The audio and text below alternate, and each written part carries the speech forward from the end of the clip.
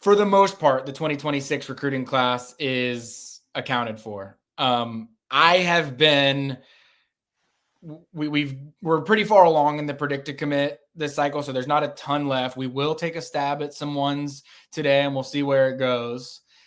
I've been trying to use ChatGPT and AI to create a graphic just to make it easier and all morning and like while we've been doing this show, and it hasn't been working out well. There's always been something wrong. It's always indicated that one player was right or one player was wrong where it wasn't supposed to be. I then just had them redo a graphic one more time while we were doing this. I was like, maybe we'll do it so I can show it and make it look easier for folks. And it was so ridiculous what they created, Jordan. I have to show you. I think the names might be right, but if you're watching on YouTube or Facebook or Twitter, you'll see this. Somehow they've just put random guys' faces above our names with the picks that we've made. I think it mostly has our picks correct, but it's done some strike throughs for some where it shouldn't. But I'll give a refresh. I'll read it out as a refresher for what everyone has.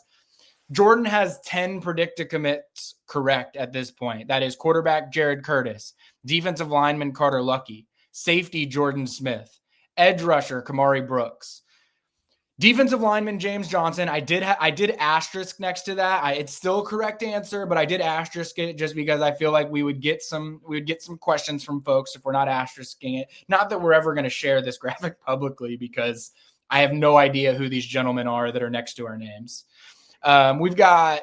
You have wide receiver Craig Dandridge, defensive lineman PJ Dean, tight end Caden Prothrow, and tight end Braden Fogel. You can see on the list some of the misses that were there as well. I have 12 correct, and now that I'm looking at it, all 12 of them are certainly not showing up on this list, so I'm going to have to go to another list. I've got offensive lineman Graham Houston, safety Zach Fort, wide receiver Ryan Mosley, cornerback Justice Fitzpatrick, who things are a little touch and go with Justice Fitzpatrick right now, if we're being honest.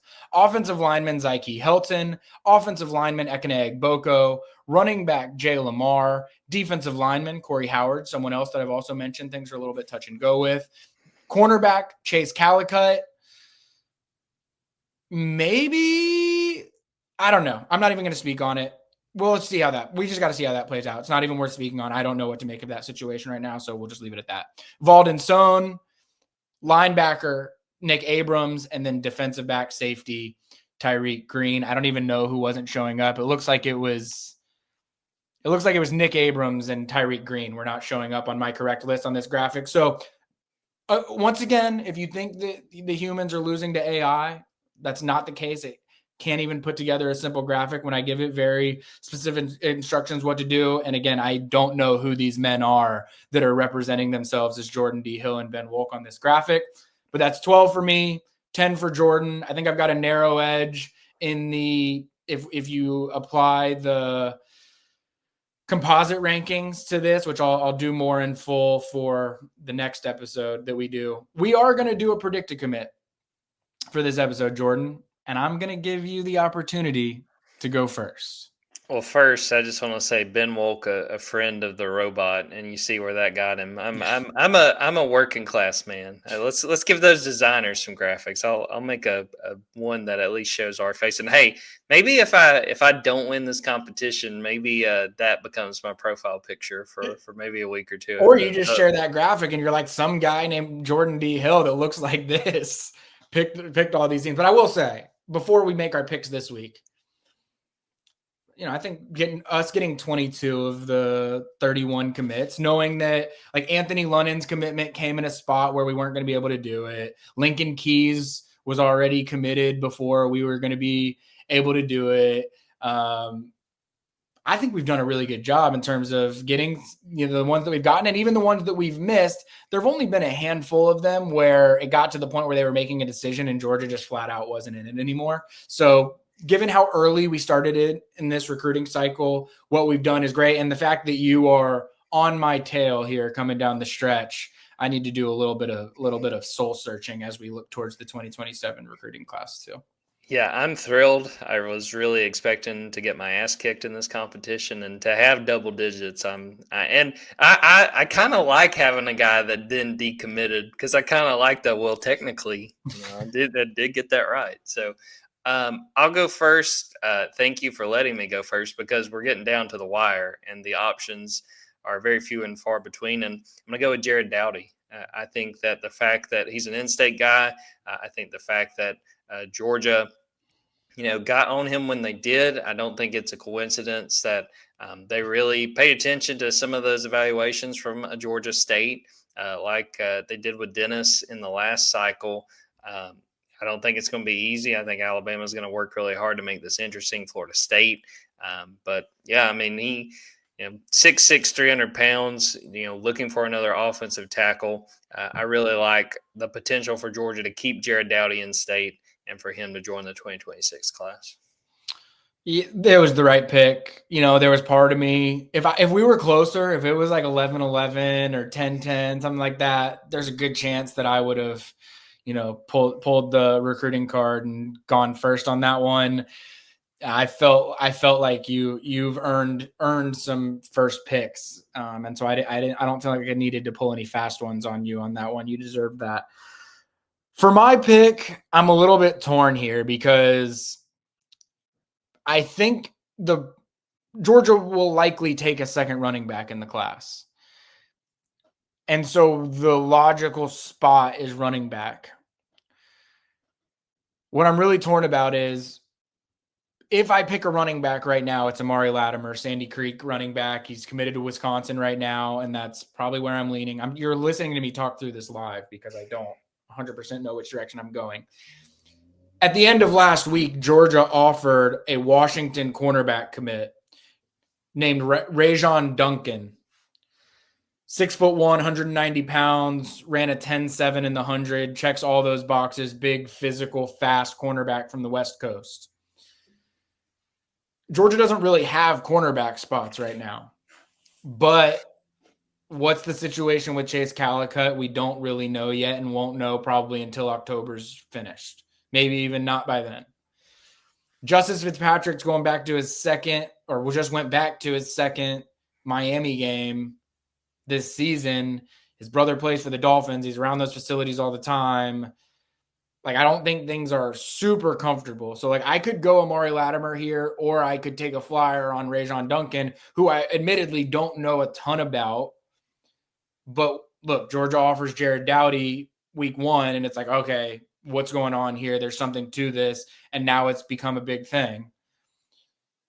I feel like something similar could happen with Rajon Duncan, but I'm not there yet. I haven't spoken to Rajon Duncan. I would feel out of turn to be making a prediction like that without knowing that there's really not DB spots available right now, and he hasn't said anything about that he would consider decommitting from Washington. So I'm going to go with Amari Latimer. 6'2", 230-pound running back, Sandy Creek, one of the most productive football players in the state of Georgia. He's committed to Wisconsin. If you go back and look at my last mock class, he's in there. Not very confidently because I knew that he was going to be committing to Wisconsin, or maybe even had just committed to Wisconsin. But Georgia's got to find a second running back. He fits the complement to Jay Lamar that I think Georgia would be looking for. The one question I have is, if it's not going to be, if it is going to be Georgia, why hasn't it already been Georgia? What's taken so long? Why did they not schedule an OV? Why did he commit to Wisconsin so early? I have questions, admittedly, but what I'm sort of banking on is how good of a football player that I believe Amari Latimer to be. In fact, I think that there's a chance that I think that Amari Latimer might be, Amari Latimer is probably higher on my board. That doesn't exist for the record, but he's probably a little bit higher on my board than he is on Georgia's board. And I've just seen him so much. He's so productive. I realize at the high school level, I realize his top end breakaway speed is not going to be what Georgia typically looks for from its running backs. But he's such a good pass catcher out of the backfield at 230 pounds. And he's such a weapon in short yardage situations because of his size. I just feel like ultimately he's going to be the right option for Georgia at running back in the 2026 class. And beyond that, I'm not sold on what Wisconsin is going to be able to do the rest of this season. I just don't think that they've got what it takes to hang. in the Big Ten this year. They've already slipped up to start the season. They looked very much like you would expect Wisconsin to look against Alabama for the second year in a row. The fact that Amari Latimer's brother is at Wisconsin is the reason why Wisconsin is in such a good spot right now. But you've just got to watch Luke Fickell and his staff. How strong is that job security? If that staff is able to stick around and they're able to piece together 8 wins, I think there's a world where Wisconsin can hold on there. If that doesn't happen, I think that he's going to have to be looking around and say, what's best for my football future? And I think that Georgia will ultimately circle around and see Amari Latimer as the right guy. Taking a little bit of a chance there because I'm not super, super convinced that that's the way that it plays out, but he's been in my mocks in the past, and I love this football player. Yeah, I think it's the right pick there. And the fact Jameer Latimer's there, that's Amari's brother, makes it really interesting to me. And I think for me, whether you think he picks Wisconsin and goes elsewhere is, you can tie that to, is this Wisconsin staff still together after this year? I don't know that, in these last few years, there's been a more disappointing run than Luke Fickell at Wisconsin. I was somebody who thought, man, that's a home run hire. That's really going to work. And, they tried to kind of change the offense from what's pretty much been the only thing to ever work at Wisconsin. And that hasn't worked. And, early in the season, the returns aren't good. So if you're a Georgia fan, I'd say pay attention to what happens to Wisconsin, because I do think that will have a direct effect and help decide what winds up happening with Amari Latimer.